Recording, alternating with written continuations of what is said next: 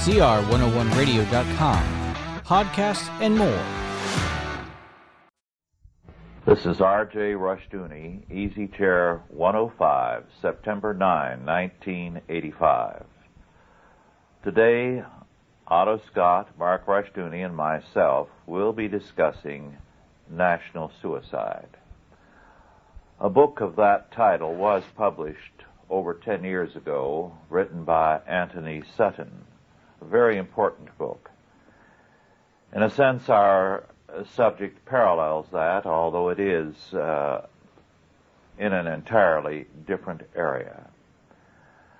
We've chosen that subject because we see today a growing temper in this country, and in fact throughout the Western world, that is suicidal.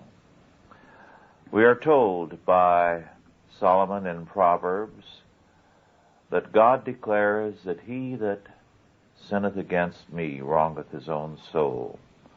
All they that hate me love death.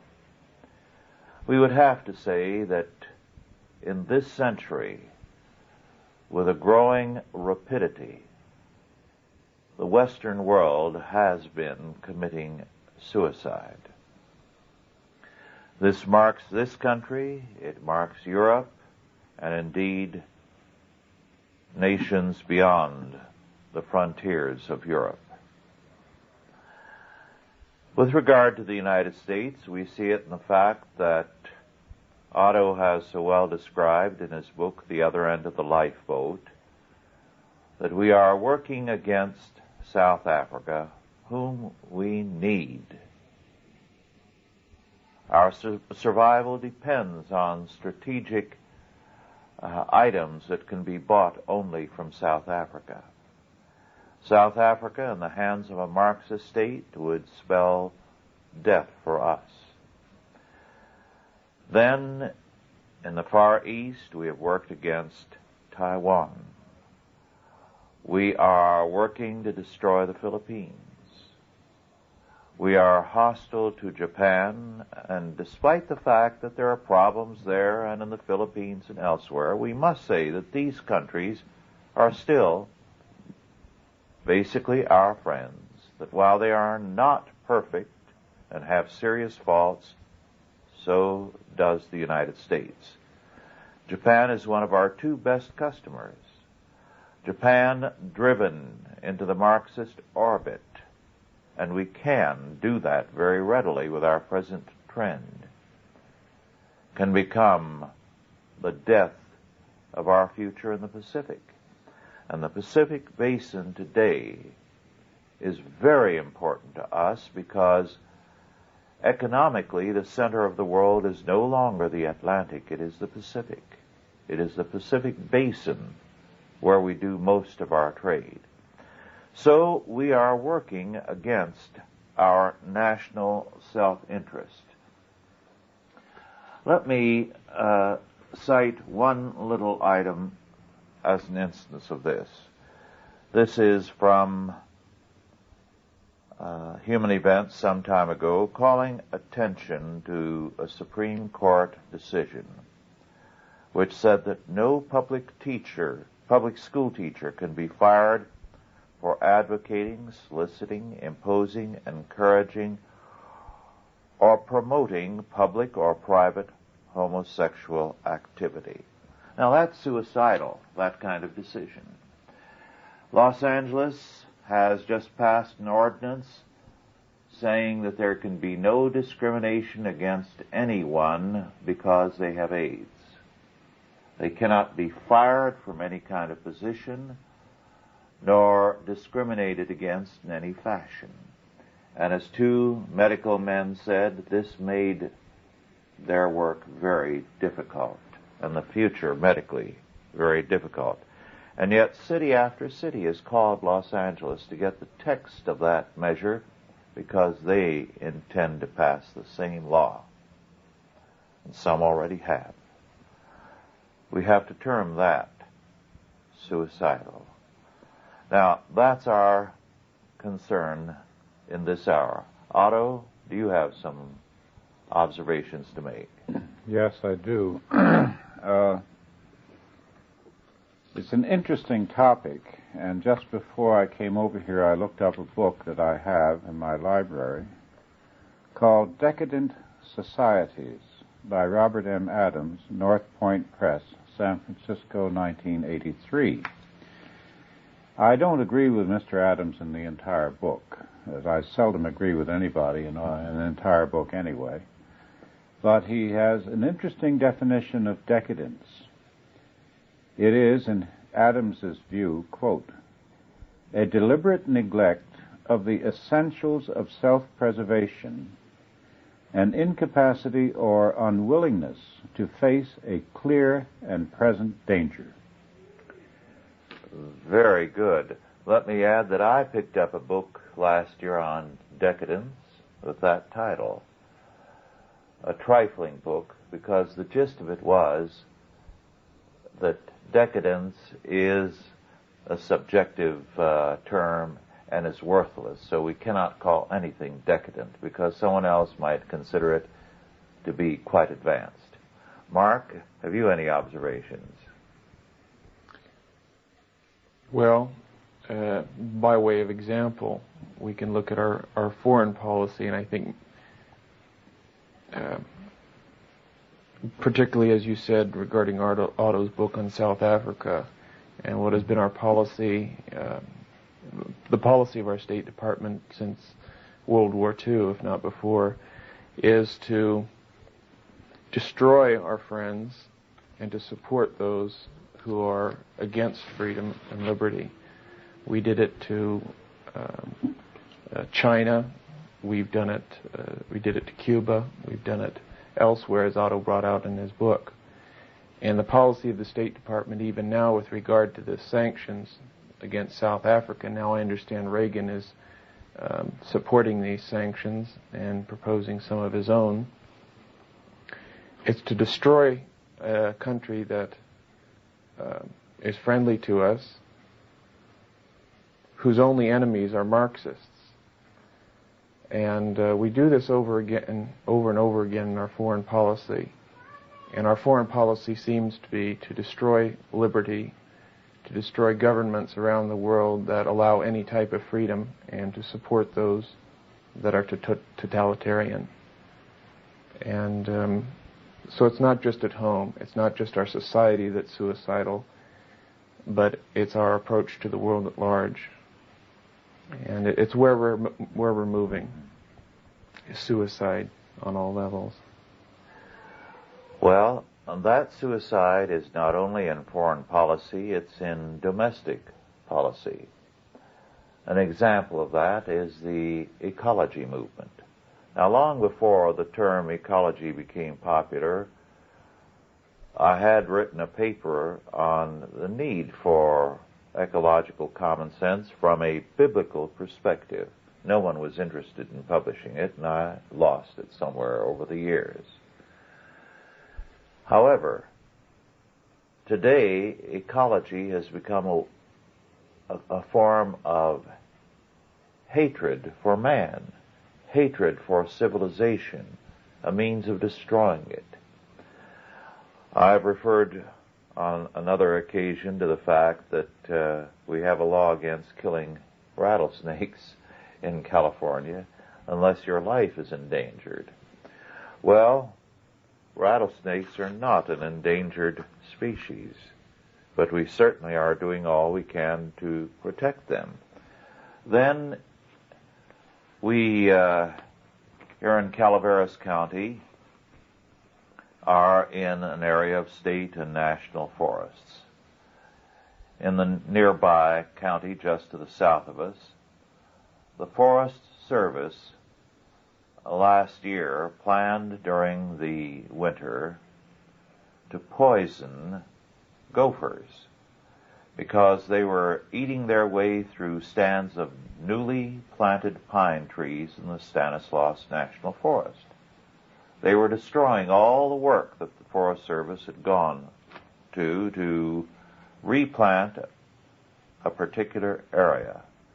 However, the Sierra Club said they opposed the poisoning program because of the chances it might endanger other wildlife. Well, the poisons were placed in the underground burrows of the gophers. So their chances of affecting birds and other animals was very minimal, and yet it was opposed. You have to term that kind of activity suicidal, but it does mark our present environmental movement. Well, I agree with that. I think that the environmentalists have cost us as much as we would have lost if we had lost a major war. And the environmental movement is responsible for the beginning of our industrial decline, much more so than international trade, because it takes now, where it used to take a couple of years to put up a factory, it now takes between 8 and 15. And it's almost impossible to create jobs if you can't put up plants. I have a friend in San Diego who was going to use a territory in the desert that he owned for motorcycle off-the-road vehicles to entertain themselves. He had to spend $60,000 in an environmental impact report first. This was in the middle of the desert. Mm-hmm. But I'd like to get back to the business of the protectionist sentiment against Japan, etc.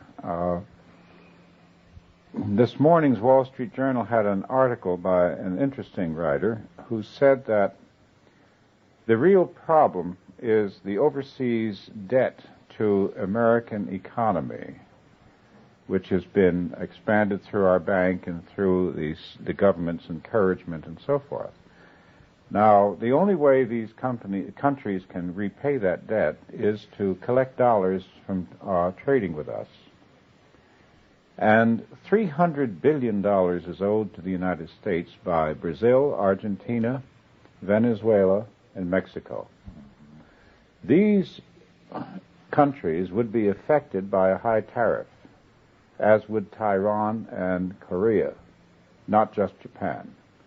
So that if we put up high tariff walls, these Latin American countries that owe us so much money would not be able to repay. That would set off a ripple effect, which would probably plunge us into a much worse depression than the 30s. Yes. That's just one instance of short-sightedness. I mean, the South African thing, of course, I wrote a book about it, and I'm horrified at the book was researched in 1982 and 83. We hoped it would be published in 84 in September. The publisher dragged his feet, which they often do, because he thought it was an unpopular topic. Now it's on everybody's lips. Mm-hmm. But at any rate, it didn't come out until this year, 85. I had no idea when I turned that manuscript over that anybody could whistle up a storm like this with this rapidity, with this unanimity. It's frightening to see how effective the Kremlin's arguments are in the West. We have no professors in the communist countries teaching capitalism. And yet, when a Marxist journal was introduced about 5 years ago, it had 12,000 professorial subscribers before it appeared. Mm-hmm. Now, who blows this whistle that these dogs hear, inaudible to human ears, I don't know, but the dogs of the press are barking. Mm-hmm.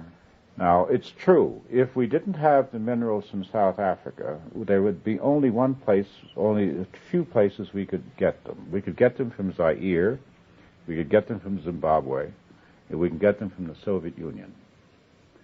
Now, if the Soviet Union is the sole provider of the minerals we need to maintain our establishment, to build a computer, an airplane, a tank, a bridge, an automobile, to operate an oil refinery, in many other areas, we couldn't function. What do you suppose would happen? My feeling is that they would have a summit conference. And out of the summit, we would not be able to withstand them at a summit conference. Out of the summit conference will come peace, like Chamberlain, only peace in our time, a new world order, which Dr. Kissinger used to talk about all the time. We will send troops to the Soviet Union, and they will send troops here. And it'll be all one wonderful world. And it'll be the end of the United States. Yes. I gave it 5 years. J.B. Saunders last night in a conversation said 3. He's already made his plans to move to Switzerland if this program continues. Well, Otto, you mentioned protectionism and a tariff. I think it's amazing that people are so short-sighted that they forget that the stock market crash in 1929 led to 1.5 million unemployed. That's all.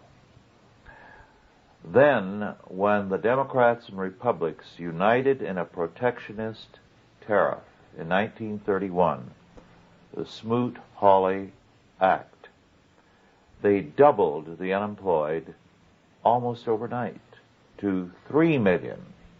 Because if you cannot sell to foreigners, if you do not buy from foreign countries, they have no money, and you cannot sell to them.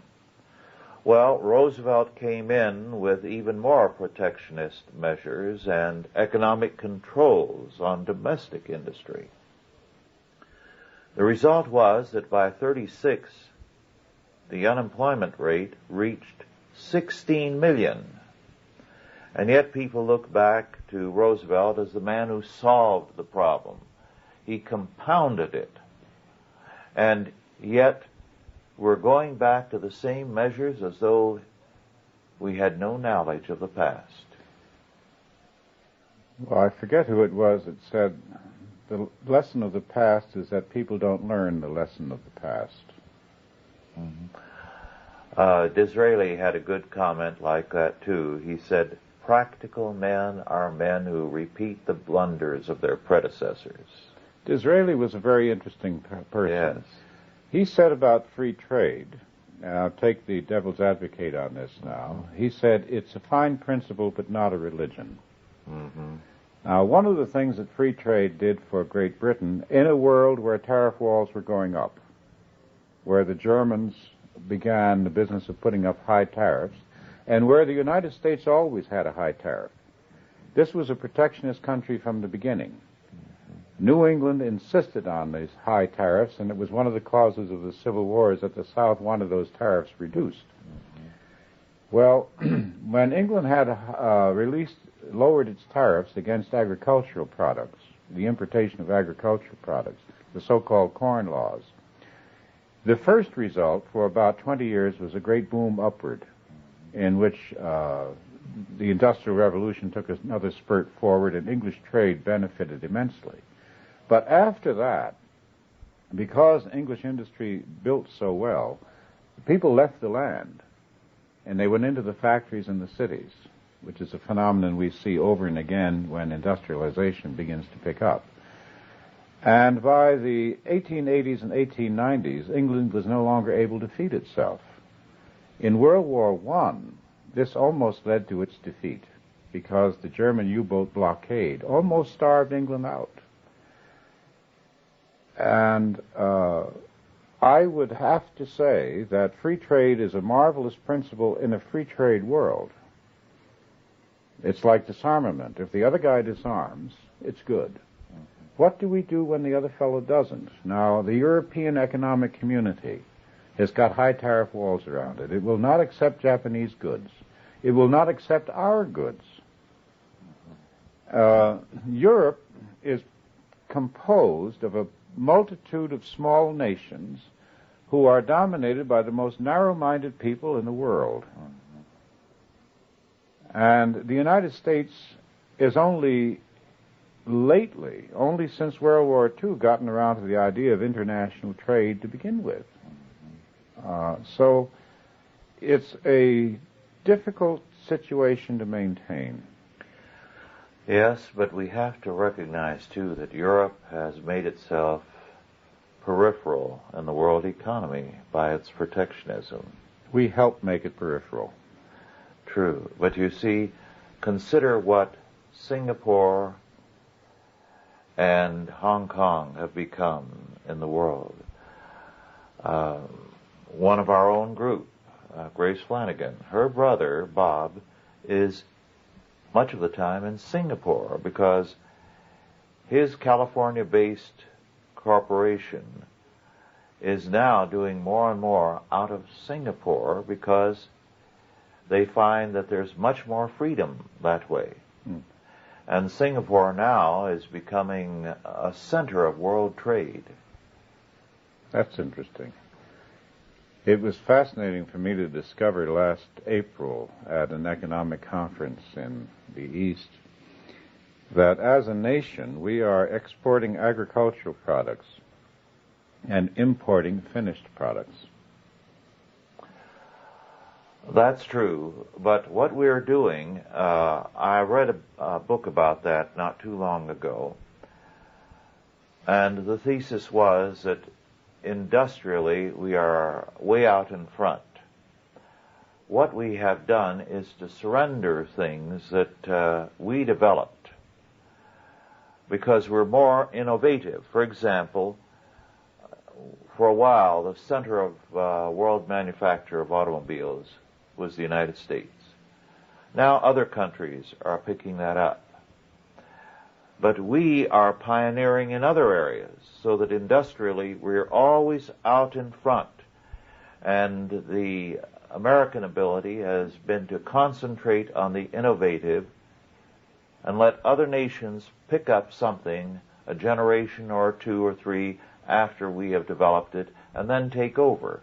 And we move into the new areas constantly. That may be true industrially. I think it is true industrially because the private sector contains the best brains in the country. Although they're very overly pragmatic, in my view, and overly short-sighted. Other commentators have discussed this every 3 months quarterly report syndrome, which keeps us from a long range in terms of a large corporation. But to get back to your title, National Suicide, one of the things that seems to have overtaken the United States, not since Vietnam, but since the Soviets got the atom bomb, has been an inability to use our power anywhere in the world. Domestically, the United States, the forces of the United States government are afraid to use their powers and authority to suppress crime. Now, on the whole question of South Africa, in 1984 there were relatively few murders in South Africa, 350 or so. Detroit had more, had 450. Over the span of the United States, there were 18,000 murders. If we're 10 times larger than South Africa, we're being quite a bully here. Great big power like the United States is beating on a country 1/10 its size, where we cringe before all our other enemies, our real enemies. But the point that I want to make is that the government has lost its nerve, internally, externally, and everywhere else. They're afraid of the newspapers. I never remember anybody being afraid of a journalist. Why should they be afraid of a loudmouth? Reagan, more than any other man in the White House, is afraid of the press and reacts to it. In that regard, I can remember even back when I was in high school being amazed at watching presidential press conferences where the reporters, whose qualification must include having big mouths, would literally scream at the president to get his attention. Yes. And be insulting. That's right. Can you imagine? This is what Solzhenitsyn said. He said they're awfully brave in the West.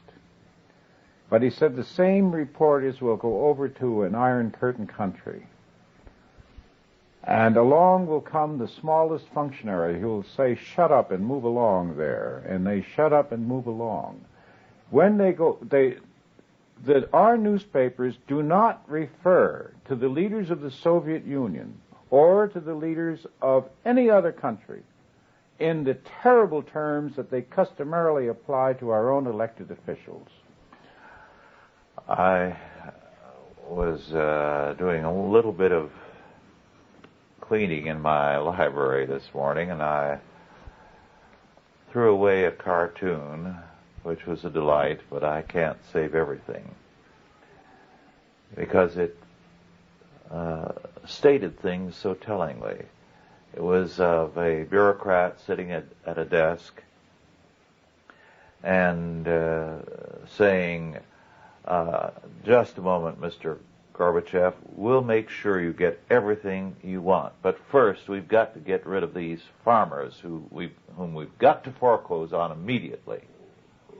It's awfully close to the truth. Yes. It's almost like our police force. The greatest effort of American police is to stop traffic violations on the highways, speeders, etc. If they applied the same energy to ordinary crime, there wouldn't be any. Because when you get in the car, you know you've got to watch yourself. Criminals don't have to watch themselves as much as a motorist. To turn to the paper again, there was something in the neighboring county's paper earlier this year about phantom forests. Forests that had been burned over, had been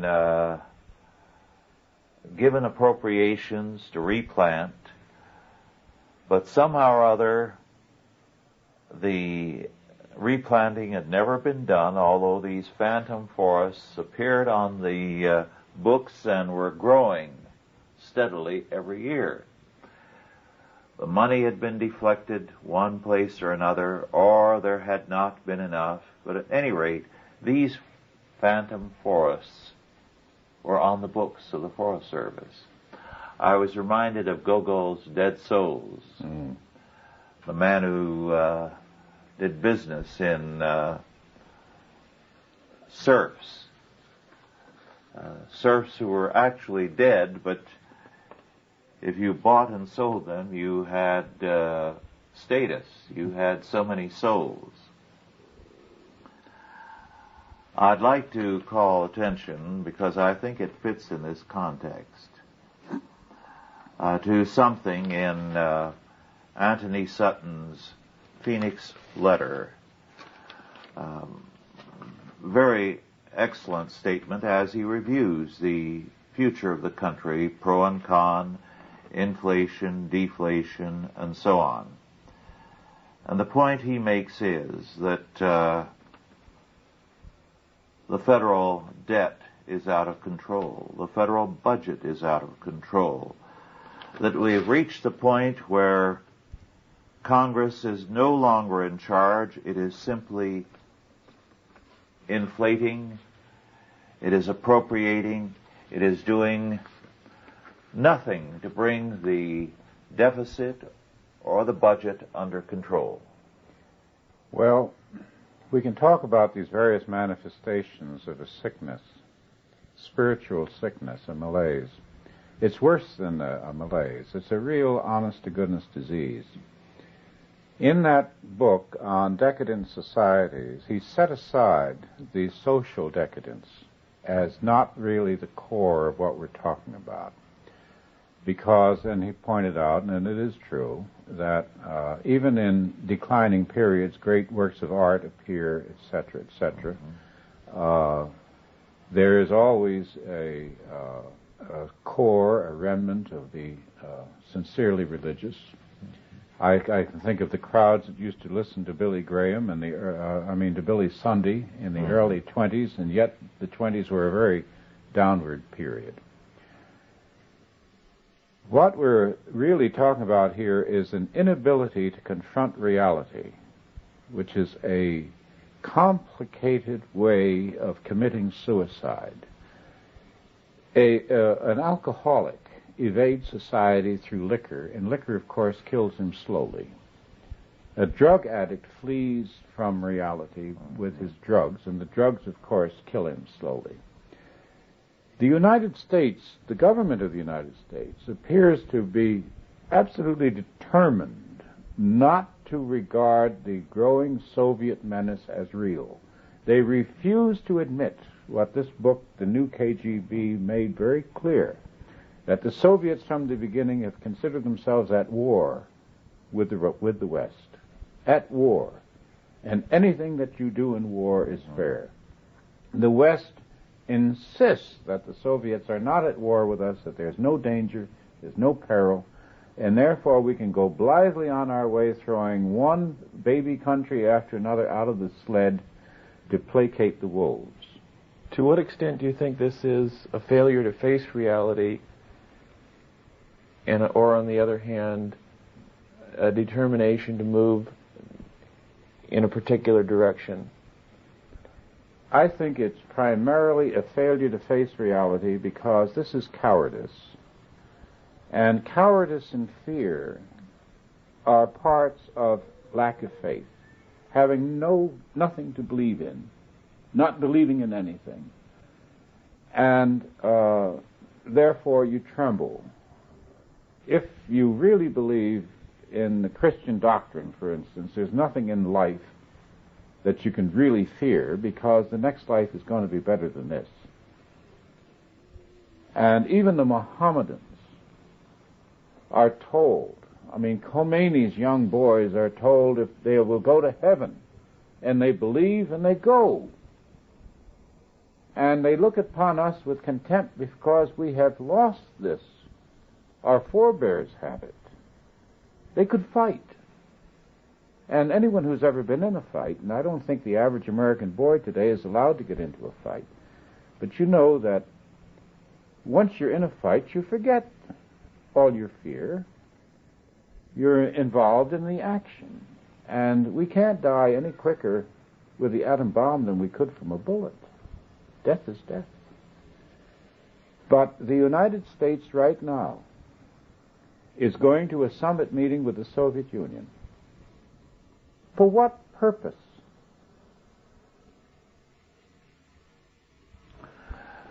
Last month in Geneva, as you know, there was a conference held with regard to the Soviet Union. And one analyst stated flatly that the Soviet Union, despite its military strength, had so many internal problems that a collapse was likely in 5 years or so, unless, of course, we try to save it again. At the same time, other economists have said that our collapse economically and in other ways is likely by the end of this decade, and that this is true of a good deal of the world. So the love of death marks the whole world, and the whole world is moving on a suicidal path. Perhaps we ought to concern ourselves now with the counter trends to this, which, as we pointed out in the last session we had together, are entirely on the side of Christian faith, Christian reconstruction. I received a copy of a book that one attorney in Montana, Douglas Kelly, who may be a distant relative of our Douglas Kelly, has written, and the title is From the Monastery to the Marketplace. And it's an account of his own pilgrimage from life within a church and looking at the church in a monastic sense as the be-all and end-all of his life, to the recognition that the faith has to be carried into the marketplace and into all the world. I think his title is a good one, From the Monastery to the Marketplace, and I think this is beginning to mark the church increasingly.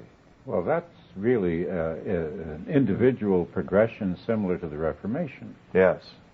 It's an exact repeat. Mm-hmm. And the new Reformation, which we refer to as a Reconstruction, is going to have to overcome the errors of the first Reformation, yes, which was destroyed by internal disunity, by arguments over dogma, doctrine. And I remember at that giving that speech recently in Valley Forge that I angered some of the high school teachers who were the audience, and one sitting in the front row interrupted me, which is rare in those sort of things, and hollered out, "What is a Christian?" And I said, "Anyone who believes that Jesus is God." And there was quite a bit of silence. It was a very simple answer. Mm-hmm. I don't know if that same sort of answer would be given by the members of a great many denominations, but to me it covers the subject. Mm-hmm. And if we have a reconstruction on that level, then we'll stop the suicide, because I don't know any Christians or any believing Christians who are suicidally inclined. Yes, there is an interesting analogy to the pre-Reformation era and our own time. In the pre-Reformation era, medieval theology had become extremely pietistic. Its concern was with the inner world. This temper, which had not even marked monastic life to the same extent previously, became very popular. You had all kinds of lay groups that were totally concerned with their inner spiritual condition. Now, this was not a healthy development, although some tend to look upon it as pre-Reformation developments. Actually, it was anti-Reformational, because it did not see the relevance of the faith to the world. It was concerned with the individual and his feelings, his status before God in an emotional way. The result was the Reformation, and then the Counter-Reformation, became concerned with the world. Then, with the 17th century, pietism arose again in both Catholic and Protestant circles. The Enlightenment took over and began to command Europe, and Christianity progressively became what it is today, a subcultural fact. Saturday, when I was speaking in San Francisco, I called attention to the fact that this past month, or perhaps it was even this past week, the World Championship Monopoly games were held somewhere on the East Coast. I didn't know such a thing existed until I read an account of it in a magazine. Well, now Monopoly is a subcultural fact. It has no effect on our culture. It's a game. Christianity, Protestant and Catholic, has become a subcultural fact. Here it commands over half the population. You have, 55 million who claim to be born-again Christians. But they're subcultural. They're not molding the culture, or haven't been until the 80s. Now they're beginning to have an impact. Now, I see the hope for the future in this, and in the Christian school movement, which is going to mold a generation to relate their faith and is going to produce superior students. Mark, you might report on what the school is doing under your leadership in Darlene, the test results. Well, we give at the end of each school year a standardized achievement test. It's the oldest one we can find. I believe it's a 1972 edition. And our students are running in the lower grades 2 and 3 years ahead. Our 8th grade graduates last year tested it in the 12th grade, which was the top of the chart. There's a lot that can be done in education. One of our teachers' sons, who's in high school, too old for our school, which only goes through junior high, himself has come to the conclusion he'd love to go to a Christian school. He came home at the beginning of this school year, which just started. In biology, somehow, they've brought Satanism into the textbook in biology. It's been in literature textbooks and such before, but how they managed to bring it into biology, I didn't even want to ask. And we're not doing miracles at the school, but we're teaching them. And we have a good foundation, and we develop character, and we develop discipline. We develop courtesy to the teachers, so there's obedience, and the children know what's expected of them. It's certainly no more than was done in schools commonly a few years ago. And it's just one small case of how our educational system has been suicidal. We've designed schools that do not teach, and they produce children who think alike and that will accept what they read in the newspapers, what they're taught on television. When I was a kid, it was a commonly told fact that newspapers catered to about a 13-year-old mind. I don't know where that came from, but I think that's pretty much true. And it's that mentality of the news report on the evening news, what they get on the evening television, and what they get in newspapers, that pretty much controls what the average person's day thinks. And this is what our educational system has to get away from. We have to stop producing clones that believe what they're expected to believe. Let me add, Mark, that if we discounted the grades of the students who came in late, the average was about 5 years ahead of grade. Oh, there's no problem. That's a problem for all Christian schools. But you can't take somebody who's in junior high and put them back in 3rd grade. Mm-hmm. Just parents won't stand for it. It's too much. Mm-hmm. It's the children you take from the beginning and you take all the way through. We haven't even seen the limits of what the capabilities there are. And unfortunately, a lot of parents don't even think about Christian education until their children are in the middle grades and they have problems, or they see what they're getting and they finally figure it out from a finished product. And they say, now can you do something with my child? The same thing often happens when their kids get to junior high or high school. They see this awful stuff in the textbooks, this garbage. And they say, maybe if I put them in the Christian schools, I can straighten them around. And so you have this wide divergence of academic abilities in one classroom. It's a problem that it's going to have to be faced increasingly by the Christian school movement, and it's a difficult one. And it's where homeschooling has a real advantage. That's the ultimate way to educate a child, is one-on-one with a parent educating a child. And it's why it's, I think, an increasingly effective ministry. And it's spreading with great rapidity.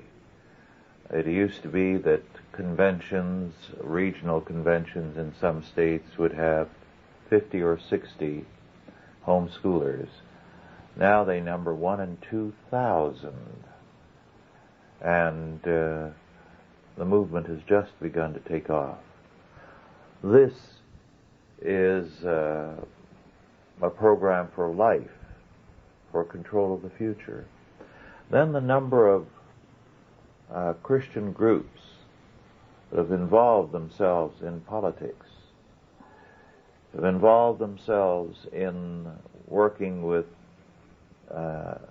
teenage drug addicts, convicts, delinquents, and so on. In one area after another, the amount of Christian activity is increasing. On top of that, we're seeing things like this children's initiative in California. It's a Christian product. It's going to be on the ballot. And more Christians are saying, this is what we want and we're going to work to get it.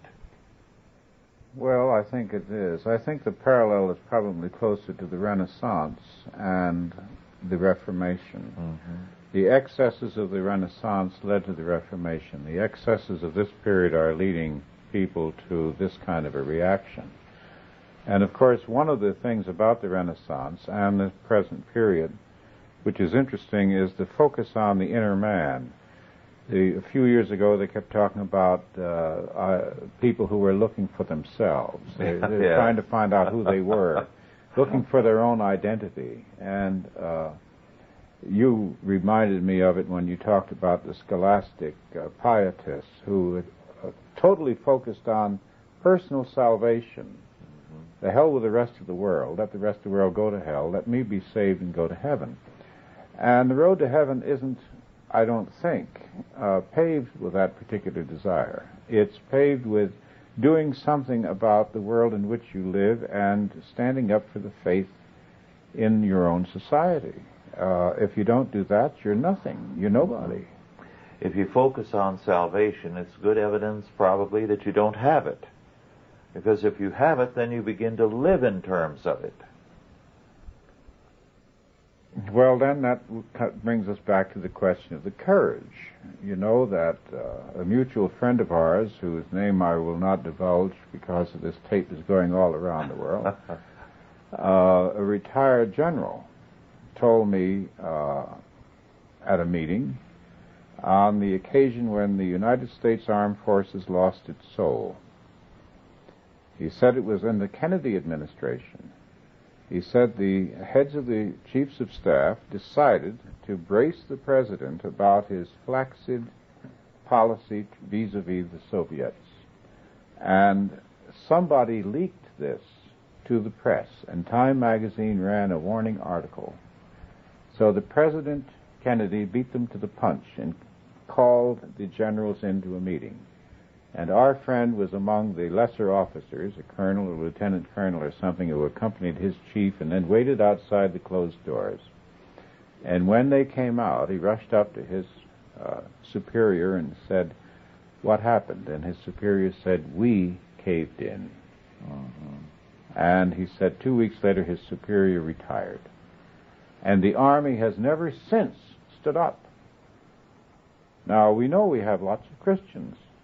We used to have, at least, in the Army, in the armed services. Yet, they're not expressing the courage and the faith that they should in the face of the suicidal policies of their civilian superiors. I think that's going to change. There are signs of a resistance to this developing, a feeling that someone in the military is going to have to head up a stand against suicidal policies. I certainly hope so. These are the people we hope to defend us. Yes. Well, things are happening, and it is encouraging now as one travels back and forth across country to see the growing concern for Christian reconstruction. The feeling that the people in Washington have no direction, that they are suicidal, and Christians have to express themselves. Well, the Christian school movement is relatively recent. Yes. And it's a real race. Paul Johnson in the Commentary magazine ran an interesting essay on the South African situation. He called it The Race for South Africa. He started off in the article by commenting on the fact that the world's richest power is beating on what is still regarded as a third world country, and what a shameful thing it was for the United States to adopt this bullying tactic. He also pointed out that the United States is going to injure the economy of South Africa, and yet we're supposed to be for industrialization. We're supposed to be for a private venture. We're supposed to be for free enterprise and for jobs. By injuring the economy of South Africa, we're going to interfere with a process which has been ongoing down there. As they have increased and improved their technology, they've been able to hire more and more blacks and to train them and skill them into higher and higher jobs. So capitalism is creating more democracy in South Africa all the time. By injuring that economic drive, we are going to injure the blacks, we're going to injure the whole country, and we're going to do it in the name of goodness. Now, my feeling is that this whole campaign is something we've been very much accustomed to watching in recent years and has not been labeled. And this is racism in the name of anti-racism. Mm-hmm. Very definitely. I think our equalitarians are very often the worst racists, because what they are in effect saying with their equalitarianism is that we don't like what you are, therefore we're going to treat it as non-existent and obliterate it, instead of respecting the differences, therefore obliterating them and treating them as non-existent. Well, really, the differences are the crucial to know. I recall my grandfather in Caracas pointing out the fact that his children had a Christmas tree at a time when nobody around there had any such Christmas. They had a piñata. He said, "We celebrate Christmas in this house differently than our neighbors. There is no reason to remind them of the difference." But it is very important to know the difference. We all know that people have certain basic similarities. Childbirth, death, etc. is the same with all members of the human race. But what we really need to know is the differences, not to eliminate them, but to respect them. Yes, exactly. Any comments, Mark? Well, it's what we've touched on here in the latter part of our conversation, is that our national suicide is a moral problem which manifests itself in the character of our leaders and in the character of our culture. And to the extent that we are looking for an answer to our national suicide, we have to look to God, and the manifestation of any reversal of this we're going to see in the Christian community. And we've seen a great vitality in the Christian community in recent years. Christian schools, a lot of the stands churches have taken against state interference and such. And I think that if the activity we've seen of Christians had taken place 20 years ago, things would be far different. But then again, we could also say that if Christians had been 20 years ago, say in the mid-60s, where they are in the mid-80s, things might have been quite different. But it would have been an easy way out. Perhaps more easy than we deserve. Now, the problems we face, we have to acknowledge as the problems that come with our actions. Any answers that we see are going to come from God and through the Christian community. It won't be an easy answer, an easy way out. We won't be able to reverse this policy in time, to have our economy turn to a financial stability in time to prevent collapse. We're going to have problems no matter what we do. If we were to reverse things today, we're going to have serious problems. And that's good because we deserve them. And I think we need that judgment. We have to feel that pain somewhat. But any good that's going to come out of that is going to come from God. And I think the worst things are now, any good that comes out of this, it's going to be obvious that this is a Christian community, and this is by the grace of God that we get out of this. Well, I think that's true. We've inherited as a nation many of the liberties for which the English spent their blood.